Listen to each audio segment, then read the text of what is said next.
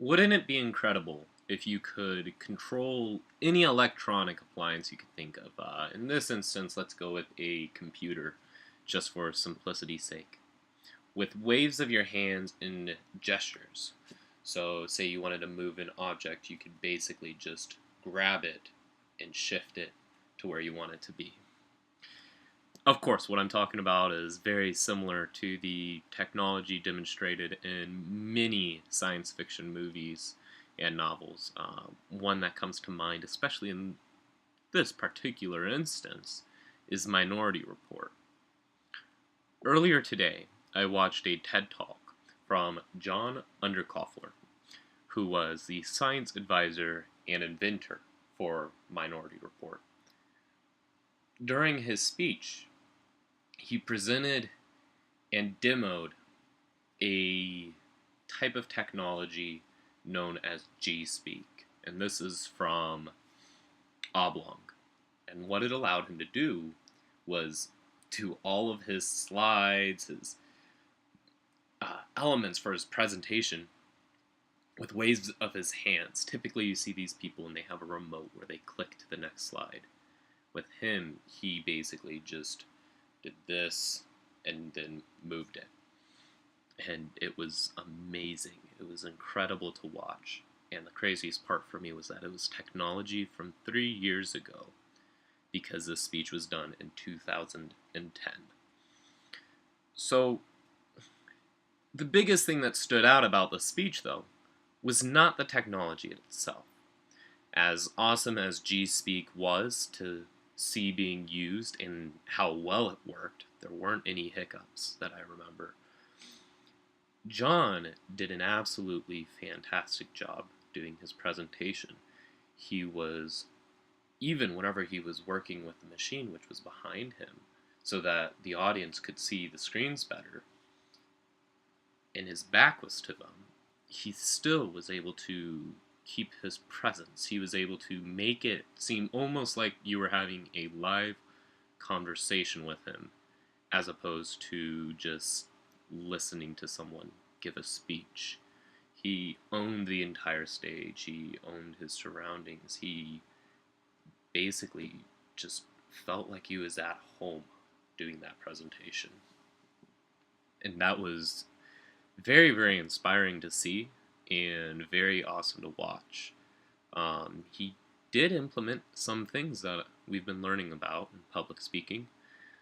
His introduction, for instance, was very good at capturing the audience, I felt, because it started off as reminiscing the past of computer history. So things like the very first Macintosh, cost of graphic performance compared to graphic performance 10 years ago even, which he compared something you could probably go into Best Buy and buy for $80 now. You couldn't have even bought for $1 million 10 years ago.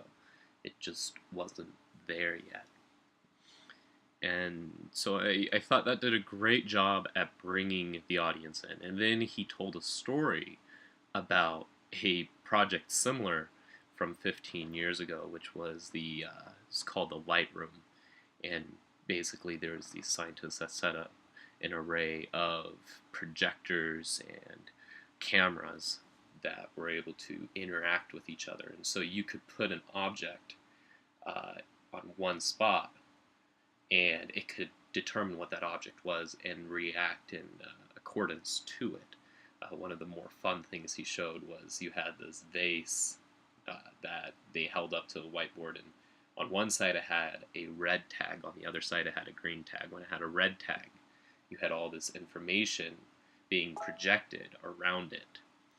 But whenever it had the green tag, whenever you twisted it, all of that fragmented and went into the vase. And then whenever you turned it back around, it came back out. So it was kind of cool seeing where the technology was a long time ago and then seeing how much it has grown. It was a very relevant story.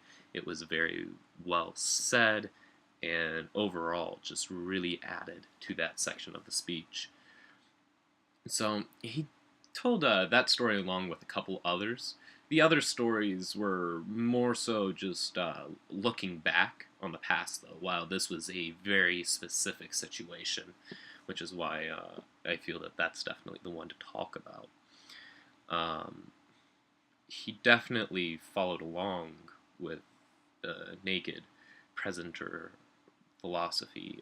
He didn't have a script he was going off of. I didn't see him look at cue cards. It didn't look like he was ever reading off of a teleprompter. And the only thing he had was basically going from part to part to his presentation, which wasn't even slides. His presentation was a live demo of a product. So it was actually showing the capabilities its gestures had. And that was really, really cool. So the way he closed it was very impressive as well, because he brought up a quote that basically said, "Great art is a gift due to the circumstances of its creation and its existence." And he then expanded on that thought, saying that he feels this is how technology should be approached as well, and that G Speak from Oblong is taking this approach. And it was just very eloquently put and was very, just really satisfying, I guess. So, one tip that I could pull from his presentation to give to a classmate is make your environment when you're presenting your own. Um, you know, if you can reason why you need to use a wall or a screen behind it, do it and do it awesomely. Don't ever go impartially. Just, you know, whatever you can think of that you really need for your presentation, use it. Because that's what this guy did. That's what John Underkoffler did. And it turned out amazing. Probably one of the better TED Talks that I've ever seen.